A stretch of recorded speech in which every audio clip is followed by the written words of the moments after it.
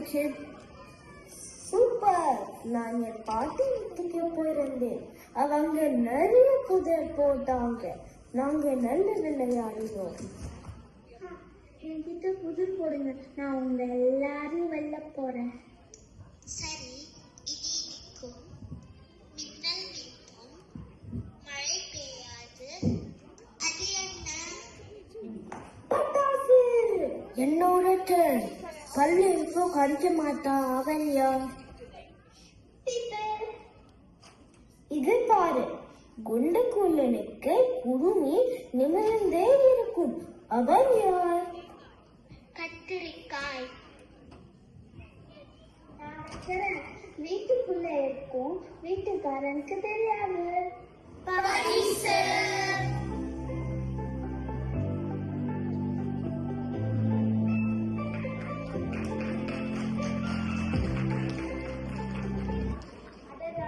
நண்பர்கள் வந்துட்டாங்களே.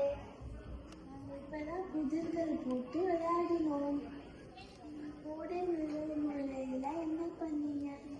இந்த விடுமுறையில் நான் தினமும் ஒரு சொல் சுழல் பயிற்சி பண்ணேன். நானும் யூடியூப்ல பார்த்தேன். என் நாவை சுற்றி சுழற்சிது. சரி, யாராவது ஆரம்பிங்க. எங்க நான் சொல்றத 3 தடவை பிழை இல்லாம சொல்லுங்க பார்க்கலாம்.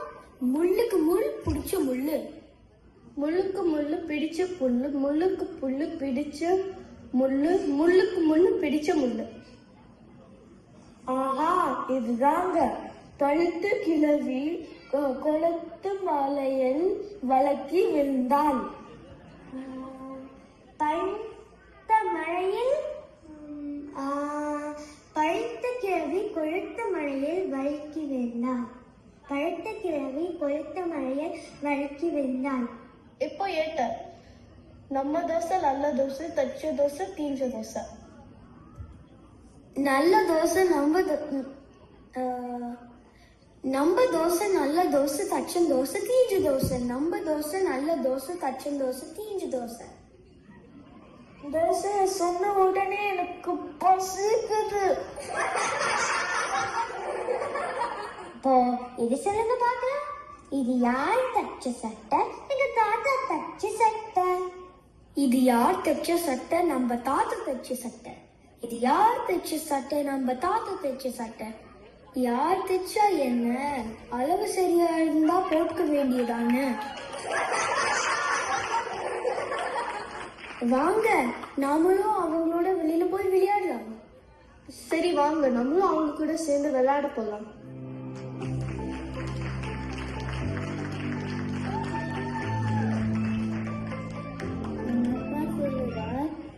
பலமுறை பேச தெரியாதவங்க தான் கூகுளா விசாரிக்கிறாங்க. அடடா, செம்ம பஞ்சு. நானும் இப்பாட்டி சொல்லி கேட்டிருக்கேன். காலம் பொன் போன்றது, அப்படின்னா நேரத்தை வீணாக்க கூடாது என்ன பொருள். ஓஹோ, நான் கூட வாட்ச் தான் தங்கத்துல போடணும்னு நினைச்சேன். அகத்தின் அழகு முகத்தில் தெரியும். இதுக்கு என்ன பொருள்னு தெரியுமா? நம்ம எண்ணங்கள் அழகா இருந்தா முகமும் அழகா இருக்கும். சரி, தனி மரம் தோப்பாகாது. இதுக்கு பொருள் சொல்லுங்க பார்க்கலாம். அதுவும் ஒத்துமையா இருக்கணும். தனி ஒருத்தலால் பெரிதாக சாதிக்க முடியாது.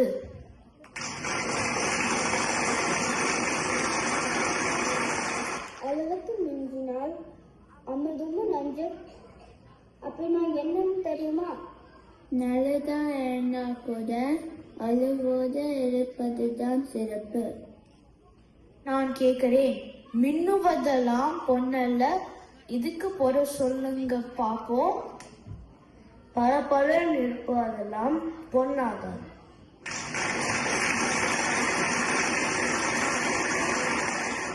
இப்போ நான் கேட்கிறேன், உப்பிட்டவரை உள்ளளவும் நினை. அப்படின்னா என்னன்னு சொல்லுங்க.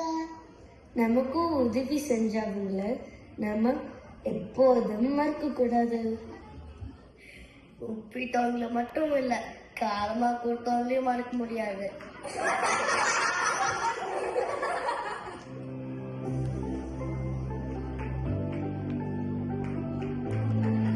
ஏன் இவ்வளவு குழுக்களா பிரிந்துட்டீங்க? தமிழ் ஒருங்கிணைப்புக்கு உதவணும் என்றால் ஒற்றுமையா இருக்கணும். மிஸ், நாங்க புதியதா பேசிட்டு இருந்தோம்.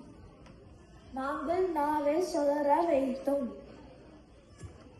நாங்கள் பழமொழிகள் பகிர்ந்தோம். அது நல்ல விஷயம். ஆனால் தமிழின் அழகு அது மட்டும் இல்லை. தமிழ் என்பது ஒற்றுமையை சொல்லும் மொழி. நாம எல்லாரும் சேர்ந்து ஒற்றுமையா தமிழ் மொழியை வளர்க்கணும்.